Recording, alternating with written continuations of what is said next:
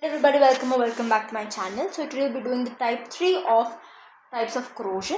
So the first one we did differential metal corrosion, then we did differential erosion corrosion. Of two types were there. One was waterline corrosion, one was pitting. Both of them are done. The third type is stress corrosion with an example of caustic embrittlement. Before going to caustic embrittlement, I've got an image which is generated by AI just to show you what's actually happening because it's slightly a confusing topic. Before I let you what is stress corrosion. So now when metals are subjected to rolling or quenching or excessive folding of the metals or bending, all of that mechanical stress, when you apply when the metal undergoes mechanical stress, suppose a metal which is like this, when it's undergoing mechanical stress, can change into this part. So this part you can see it is still not that undergoing mechanical stress, but this part is undergoing excessive stretching, bending, whatever. So this part which is undergoing stress will form the anode and this part will form the cathode. Okay, so the part which is in stress will act as the anode. The portion of the metals undergoing stress, the atoms over there will be quite active. They'll act as the anode, they'll be energetic, and the less active molecules will be over here, they form the cathode. So cathode will be unaffected in corrosion, no stress. So the bending, cracks, those areas, these are the areas where the bending, stretching, rolling, cracks, all that is formed over here, that acts as the anode.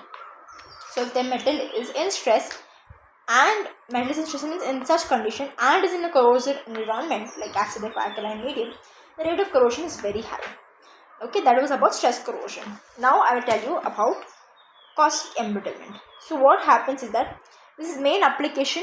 Caustic is nothing but when I got of caustic soda, NaOH, that application this is. Okay, now boiler. Why do we use boiler? To heat the water in industries, to produce steam, for steam production, to rotate turbines, etc. purposes we use boilers. Okay, so this boiler, this is a boiler, this is a water in it. So what happens is that to soften the hard water, we add Na2CO3. Na2CO3 is added to the water to soften it. So it forms NaOH and CO2. CO2 is a light or weak gas, so this escapes. Now this boiler contains hot water. Small crack is present in the metal. Suppose this is the metal, so small crack is present inside it. That's the stressed part. This is going to act as the stressed part. The boiler water, now what happens here is NaOH is formed, right? Now this NaOH plus water is going to form the dilute NaOH or dilute alkaline, you can say, dilute NaOH that enters the crack. Now this metal surface also is at high temperature. Water evaporates inside the crack as it's very hot. So whatever remains will form the concentrated NaOH, because concentrated is small. Concentrated means what? More solute, less solvent. That means concentrated. So water is evaporated, so less solvent, more solute, so it becomes concentrated NaOH. Water is gone, concentrated NaOH is left in the crack. Now this concentrated difference, what is happening is that one part of the metal surface there is no stress and there is dilute NaOH, correct? That acts as the cathode. And in one part there is stress, there is cracking, and there is concentrated NaOH. So this concentrated NaOH in the stressed region forms the anode, and the dilute NaOH in the stress-free region forms the cathode. So this acts as the galvanic cell. Very important. Corrosion occurs in the anode. So the anode inside the crack, basically the crack inside the crack, dissolves the metal. Cracks grows deeper. After months, the boiler may burst or explode. So to prevent this bursting or explosion, what we can do is we can add tannin, lignin, so then potassium. Once again, potassium sulfates. Sodium phosphate, not potassium. My bad. Sodium phosphate, sodium sulfates. All of that we can add.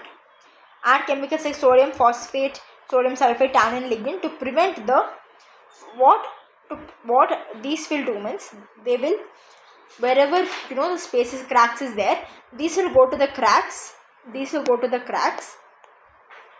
Suppose this is lignin, tannin, whatever, these will go to the cracks and they will not allow the concentrated or dilute NaOH to flow into this itself. They will prevent this. That's what their work is. Okay, so these compounds block the cracks. So concentrated NaOH or dilute NaOH to prevent it from coming and prevents the corrosion. That is what is happening here. So do you understand? Should I explain again? Okay, I'll briefly explain once again. This stress corrosion you understood when the metal is expressed to mechanical stresses like bending, rolling or cracks, then the part acts as a anode, and then corrosion, oxidation is there, corrosion takes place. Caustic embrittlement, what happens? Boiler is there. This is the boiler.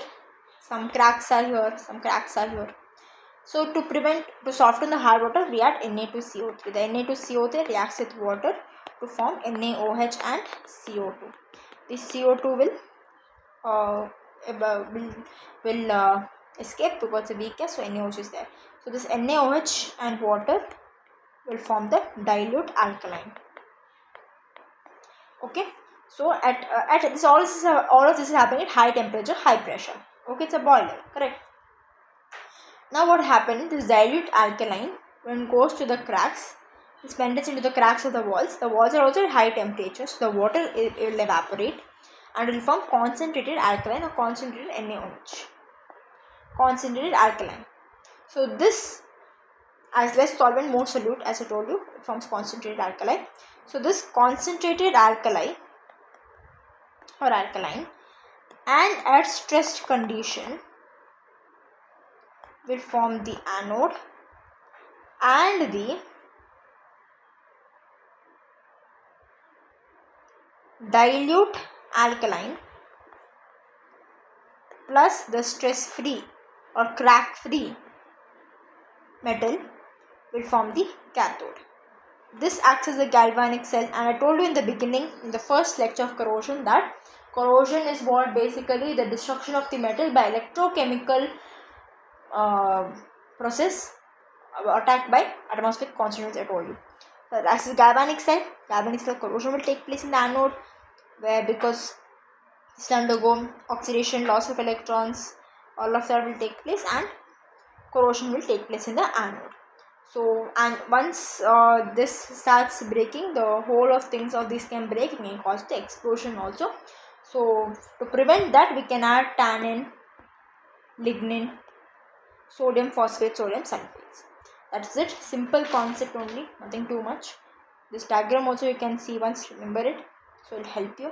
Remember, it is NaOH which is going into the crack. And if you get confused, Na2CO3 is going into the crack. No, Na2CO3 is just going to use it as softening. So this caustic embrittlement, we use caustic soda, which is NaOH. Because of NaOH, the metal becomes brittle. Okay. All of that don't much you don't remember, just this much you can remember. So thank you for watching. See you in the next one. Bye bye.